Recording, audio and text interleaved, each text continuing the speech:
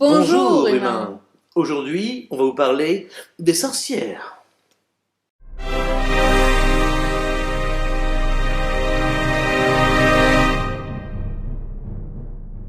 Autant être honnête, le sujet des sorcières m'a toujours passionnée. Alors j'espère que vous allez supporter mon niveau d'enthousiasme.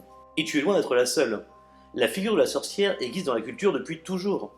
On la retrouve déjà dans les mythes gréco-romains. Hécate, par exemple, est une des déesses liées à la lune, à la nuit et surtout à la sorcellerie. Il y a aussi Circé, vous savez là, qui transforme tous les copains d'Ulysse en cochons dans l'Odyssée. Dans les mythes égyptiens, on retrouve Héca, la déesse de toute magie. Dans la Bible aussi, on parle de sorcières, mais bon là c'est un peu différent comme ambiance, c'est pour dire qu'il faut toutes les tuer. Même dans les textes de loi les plus anciens, on retrouve des mentions de sorcellerie. Dès l'an 500, le code pénal des Francs condamne les sorcières qui ont mangé de la chair humaine à une amende de 200 sous d'or. Ouais, c'est venu plus tard les bûchers, quand la religion s'en est mêlée. Au moment de la peste noire du XIVe siècle, il fallait bien trouver un coupable pour que les prêtres restent crédibles en parlant d'un dieu bienveillant. Du coup, ce sera ceux qui ne rentrent pas dans les cases créées par l'Église, et surtout, les femmes. On parle souvent du Moyen-Âge quand on évoque les bûchers, mais en fait, c'est à la toute fin de cette période que paraît le fameux Malleus Maleficarum, ou marteau des sorcières. Il s'agit en fait d'un manuel de torture, concrètement, et c'est aussi le second livre le plus répandu au moment de l'apparition de l'imprimerie, juste après la Bible. Finalement, c'est à la Renaissance que le massacre des femmes commence, alors qu'au Moyen-Âge, il y a eu relativement peu de condamnations, et surtout c'était à la fois des femmes et des hommes.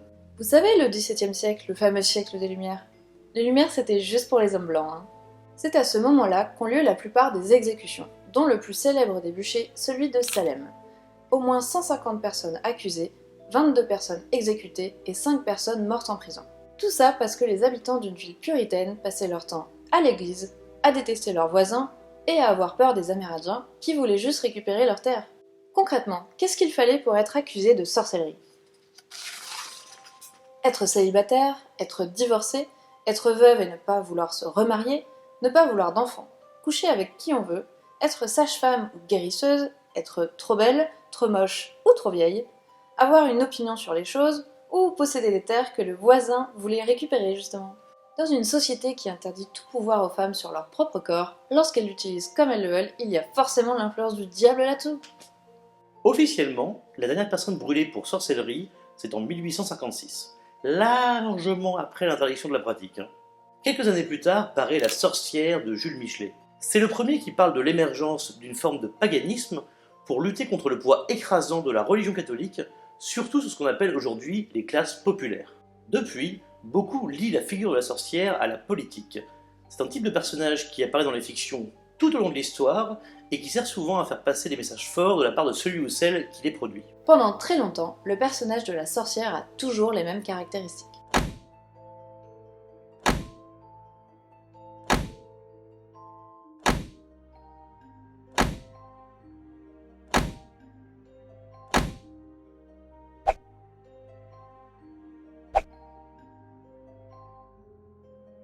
Ce n'est pas un hasard si les sorcières reviennent en force dans la pop culture pendant les périodes où il y a un fort sentiment d'impuissance face à un contexte politique compliqué. Peut-être avez-vous remarqué que depuis quelques années, beaucoup de créateurs et créatrices mettent en avant des personnages de sorcières qui sont en opposition totale avec les valeurs patriarcales et capitalistes.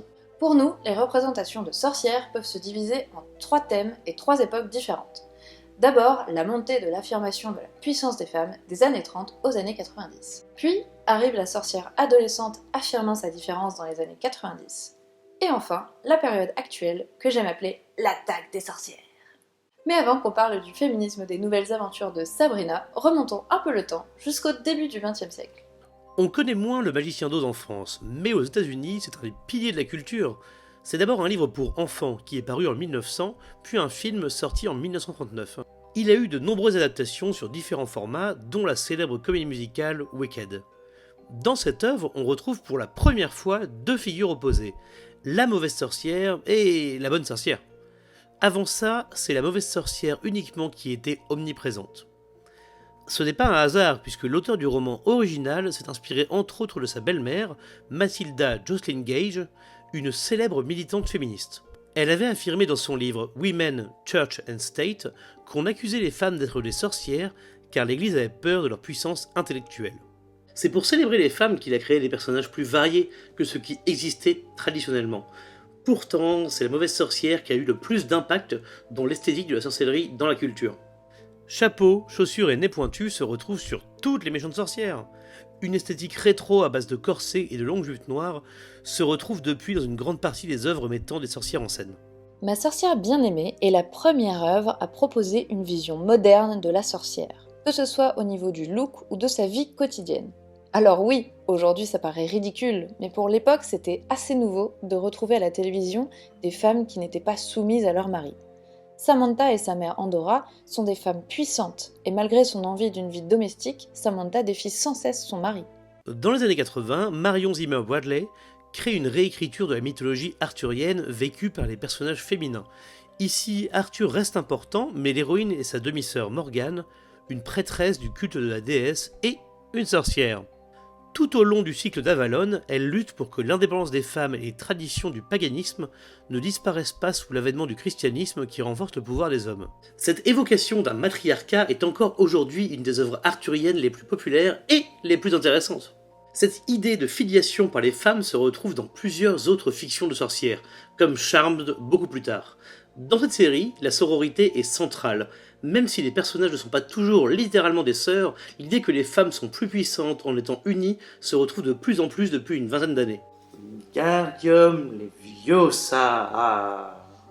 C'est les vieux ça, pas les vieux ça. Dans les années 90, la sorcière adolescente fait son apparition. On retrouve souvent des personnages qu'on pourrait qualifier d'intello, qui s'émancipent grâce à leur pouvoir. Hermione Granger est sans doute la plus connue d'entre elles. Dans le tome 1 de Harry Potter, on la voit évoluer, passant de vraie Madame Je-sais-tout solitaire à héroïne courageuse.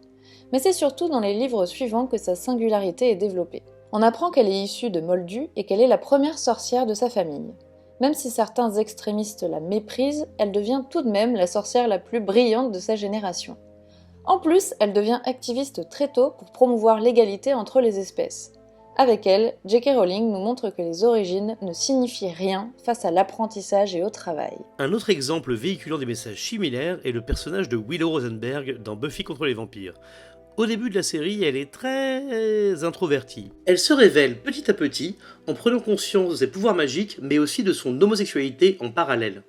Vivre en marge de la société traditionnelle, loin des hommes, fonder une nouvelle famille par le biais du rassemblement de sorcières ou Coven.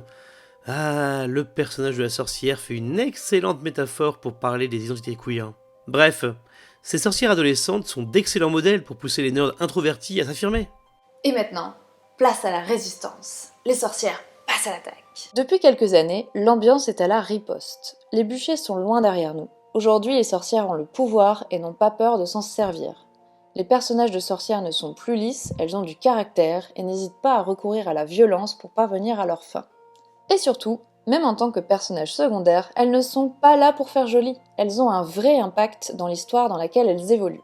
Dans la série Supernatural, Rowena a assez de puissance pour s'attaquer à Lucifer en personne et réussir à le maintenir en cage, au moins temporairement. Après avoir été tuée par lui, elle ressuscite sans aide extérieure. Lorsqu'elle décide d'être du côté des gentils, elle sauve bien souvent les héros Dean et Sam. Dans les livres et la série Game of Thrones, deux personnages de sorcières ont également un énorme impact sur l'histoire. La première est Mirri Mazdour, dans la saison 1. Mais si, vous savez, la femme qui se venge d'avoir été violée par les Dothraki pendant le sac de sa ville, en provoquant la mort de Khal Drogo, le mari de Daenerys, et aussi de leur fils à naître. C'est sa mort d'ailleurs qui provoque la naissance des 3 dragons. Et c'est plutôt classe à mettre sur un CV.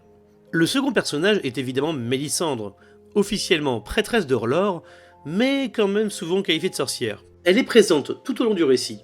Grâce à sa magie de feu et de sang, elle provoque la mort des rois et la vie de personnes qui auraient dû être rois. Même si elle n'est pas infaillible, elle est puissante. Personne ne peut la contrôler et son action est essentielle au jeu des trônes. Et surtout, elle est si bien habillée. N'oublions pas de mentionner les sorcières de American Horror Story. Elles sont les stars de Coven, la saison 3, et reviennent dans le monde post-apocalyptique de la saison 8. Elles ne sont pas forcément toutes présentées sous leur meilleur jour. Il y a notamment énormément de compétition entre les sorcières pour des questions de pouvoir. Mais cela reste une représentation assez forte de la puissance des assemblées de femmes dans un monde d'hommes. Non mais pourquoi on n'a pas encore parlé de Sabrina là? On y arrive, tout va bien. Les nouvelles aventures de Sabrina est clairement la série qui représente le mieux cette nouvelle vague de sorcières. Je préfère vous prévenir, on va spoiler la saison 2. Alors si vous ne l'avez pas encore vue, arrêtez tout de suite cette vidéo et courez la voir, vous allez adorer. Sabrina elle-même est une jeune femme déterminée, très puissante, mais aussi engagée.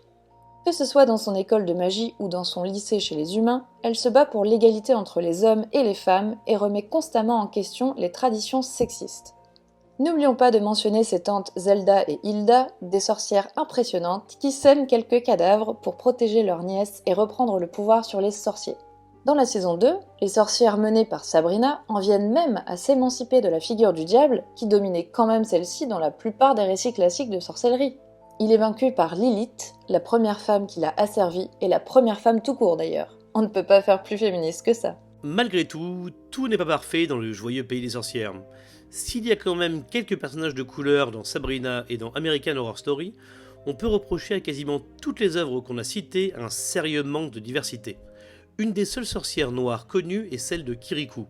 Elle est super, hein, mais ça serait pas mal si la figure de la sorcière pouvait évoluer pour intégrer toutes les couleurs de peau. Et voilà, c'est tout ce qu'on avait à dire sur le sujet des sorcières, en tout cas pour l'instant. On espère que ça vous a plu. On a envie de faire de nouvelles choses sur la chaîne, d'essayer de nouveaux concepts, alors dites-nous en commentaire ce que vous avez envie de voir dans la prochaine vidéo. Allez, salut les nerds. Flippette de ouf.